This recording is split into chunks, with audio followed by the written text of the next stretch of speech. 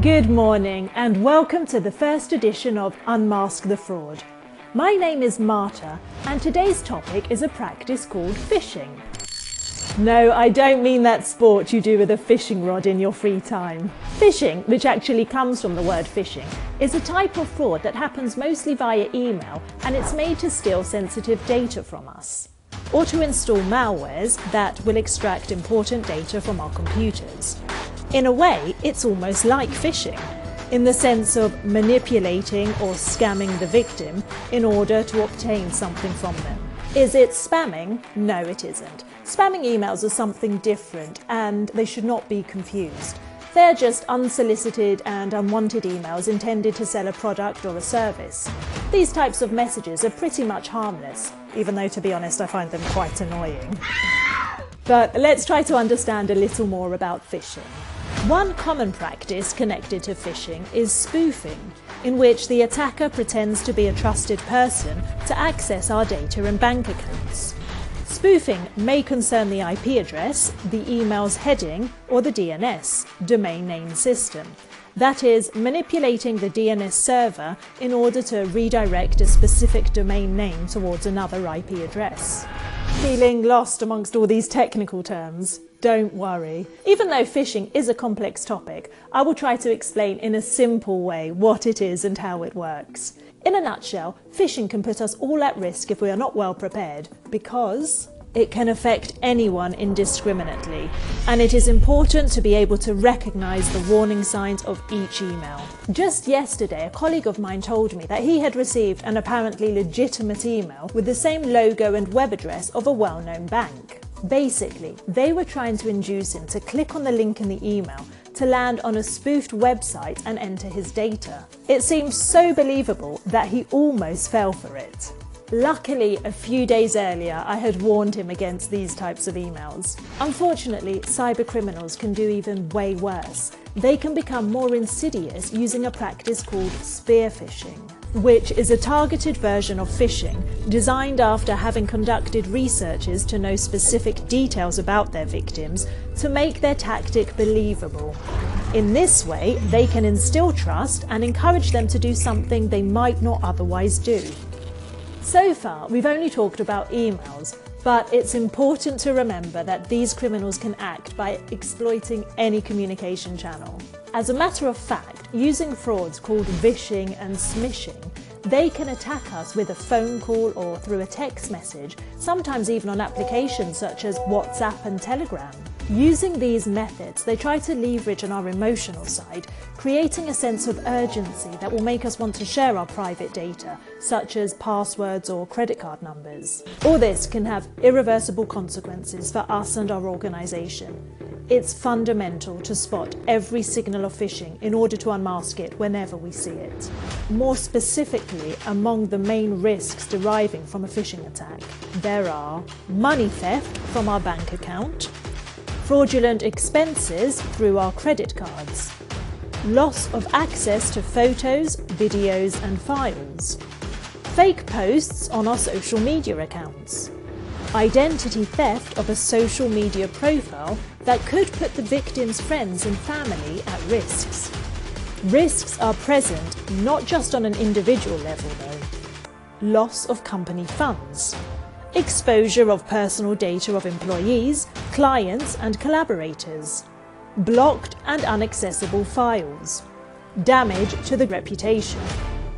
As a general rule, I'd say that when we receive emails, phone calls or messages, it's always better to put extra care rather than less. Let's not underestimate the cunning of certain people whose job it is to try to scam us. Follow the next episodes to know more about the risks of phishing.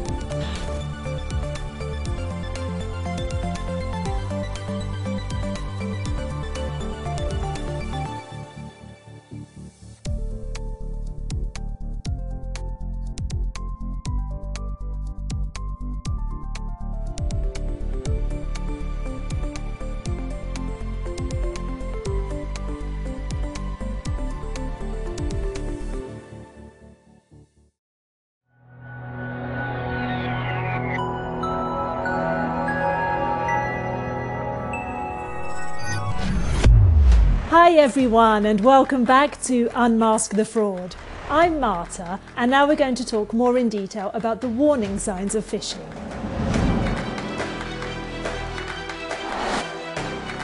We got a suspicious email that addresses us by name, but the wording, which urges immediate action, is odd and might contain spelling errors. As we said last time, some scam emails can be very convincing with brand logos and official language. But remember to pause anytime you receive an email and try to detect those red flags that will help you stay safe. There is so much to know that I had to call for help. So let me introduce you to Denise. Hi Denise! Hi Marta, thanks for inviting me. And hello to everyone who is watching. Nice to have you here. So guys, you have to know that Denise is a cybersecurity expert. So Denise, where do we begin? Firstly, I have to say that it's getting increasingly difficult to detect phishing emails. Hackers are getting smarter every day, so we need to be extremely careful about every email message that we receive. Oh dear. Indeed, there are so many factors to look out for. The first of them is the sender of the email. Right. How can we detect a fraudulent sender? When the sender's address is fictitious and external to the organization, it is fairly easy to detect it as a phishing warning signal. Well, that seems pretty straightforward until now. I wish it was always that easy. What do you mean? Phishing emails may also come from internal senders to your organization. It might be a colleague of yours whose address might have been hacked. I'm sorry to say it, but you can never relax. Oh, so what can we do? Luckily, there are other signals which may help us spot a phishing email. For example, is the message you received consistent with your working context? If it isn't, beware. Oh, you're right. I remember that once I received on my corporate email address, Happy Valentine's Day message. That was flattering, but the phishing was obvious. Exactly. An email related to the context of the receiver might be more difficult to detect. In that case, you should pay attention to the content. You mean that if, for example, I receive a mail about renewing my LinkedIn premium subscription when I never signed up for it, it's quite easy to conclude it's phishing. That's right. Of course, smarter hackers might send more relevant content for you, such as impersonating websites or services you do use. So it's important to pay more attention to as many signals as possible. I totally agree with you. So, do we need to find other indicators? Is that so? Right. For example, the presence of urgency indicators is something you should be wary of. Urgency indicators? Yes, it's words trying to push you to act immediately. Like phrases such as action required, you must review, or explicit deadlines. Remember, usually legitimate emails never ask urgently to change access credentials, like phishing emails do, or to open a link within a predefined time. You're right. It's also true that we often work on deadlines to meet strict due dates. But on the basis of what we said before, it is clear that the email needs to be contextualized. Exactly. Another thing you need to look out for is the formatting of the email text. If it's poorly formatted, it's more likely to be a phishing attempt. Of course, there might also be well-formatted phishing emails, so make sure to check everything carefully. Then you told me that another element to watch out for in the emails we receive is the language, isn't it? Language is another important signal. Dear viewers, take a few minutes to carefully read the message you receive. If it is too informal or too formal, it may be a suspicion indicator. Right. Be careful if it doesn't sound like how you and your colleagues communicate with each other. That's exactly what I meant. Last but not least, look for typos and grammatical errors. They almost always are the sign of a phishing attempt. Speaking of phishing attempts, what are the methods hackers use? Well, there are several ways in which hackers may deceive you. The easiest one is the click-only method. As the name suggests, it's based on making people click on a link, right? That's right. The email is written in such a way to invite users to click on a link inserted in the email's text. A variant of this method consists of tricking users into downloading malicious attachments. Another method involves data entry, if I remember correctly. Yes, exactly. It aims at stealing users' data by making users enter that very data into forms that look a lot like official sources. What else? There's another method. It's called double barrel and is the least detectable. Double barrel? Yes, it's an attack which involves sending two separate emails. The first message is apparently harmless, but it's a bait. The second message instead is the malicious one, but the victim may not notice it, since a relationship of trust with the sender has already been established. Could you give an example? Of course. Let's say you participate to a webinar. Some days later, you receive a message who references that webinar. The sender may tell you that the webinar's topic was very interesting, and as a consequence, they want to share a related article with you. What happens next? You receive another mail by the same sender with a link to download the article mentioned in the previous message. That is the real malicious email, which leads the user to download what he already expects to receive. That's really tricky. It is, indeed. Consider that the sending order could also be inverted. It is possible to receive the bait after the malicious email, once again, in order to infuse a sense of trust in the victim and lead them to open the attachments or click on malicious links. So, I think we covered every topic. What else could be said?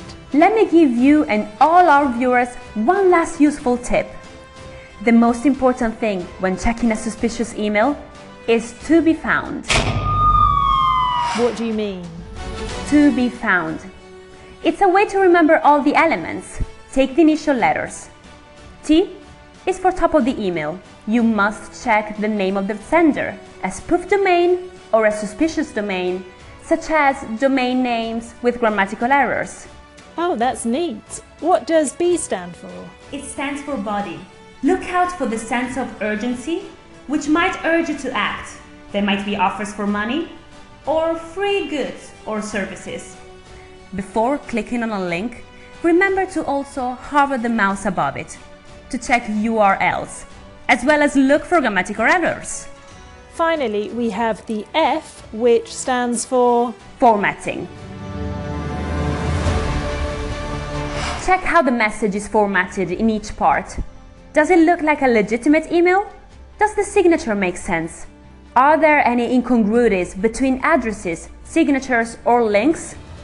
The gist of it is to carefully check every detail. Am I right? You are. Phishing is getting smarter.